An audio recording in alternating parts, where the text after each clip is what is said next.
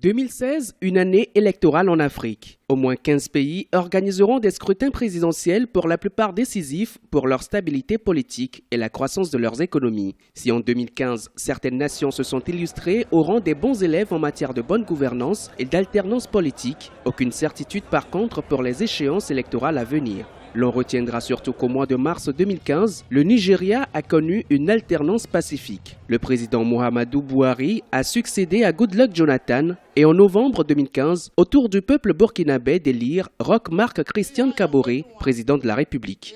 En 2015, l'Afrique a été marquée par certaines élections qui ont mieux réussi et d'autres qui ont posé des problèmes.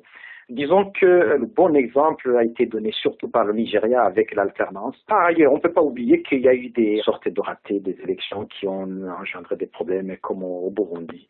En 2016, on peut se dire qu'on s'attend à des élections qui sont difficiles ou même des élections qui vont générer une sorte de dictature renforcée. Entre démocratie et coup de force au sommet des États africains, les analystes sont prudents en ce qui concerne l'année 2016. En Afrique de l'Ouest, une certitude, le scrutin présidentiel aura lieu au Bénin. L'actuel président Boni Yayi ne pourra pas briguer un troisième mandat. Le Niger tiendra également sa présidentielle au cours du même mois, s'ensuivront la Gambie en novembre et le Ghana en décembre 2016. Inquiétude sur le reste du continent, qu'en sera-t-il du Gabon, de la République démocratique du Congo, du Tchad ou encore du Congo-Brazzaville? Les avis sont partagés. 2016 s'annonce très mouvementé. Aujourd'hui, je dirais que l'Afrique a besoin d'un coup de main. La meilleure façon d'asseoir la démocratie, la meilleure façon de faire les élections, c'est de confier à l'Union africaine l'observation de ces élections et même entrer dans la partie technique pour garantir